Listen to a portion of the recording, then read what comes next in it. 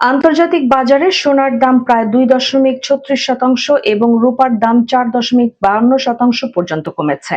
শক্তিশালী মার্কিন ডলার ও ট্রেজারি বন্ডের ইল্ড সুদ বৃদ্ধি পাওয়ায় নিরাপদ বিনিয়োগ হিসেবে পরিচিত এই ধাতু দুটির চাহিদা কমেছে।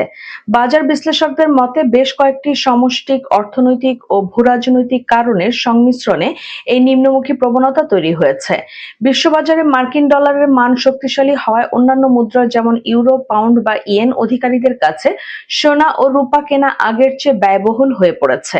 আন্তর্জাতিক বাণিজ্যে সোনা ডলারে কেনাবেচা হয় বলে ডলারের দাম বাড়লে স্বাভাবিকভাবেই সোনার চাহিদা ও দাম কমে যায়। যুক্তরাষ্ট্রের 10 বছর মেয়াদী ট্রেজারি বন্ডের ইল্ড বা লভ্যাংশ উল্লেখযোগ্যভাবে বেড়েছে। সোনা একটি নন ইল্ডিং সম্পদ, অর্থাৎ এটি ধারণ করলে কোনো নিয়মিত সুদ পাওয়া যায় না। যখন বন্ডের সুদ বেড়ে যায় তখন বড় বিনিয়োগকারীরা সোনা বিক্রি করে বন্ডের দিকে ঝুঁকতে শুরু করেন।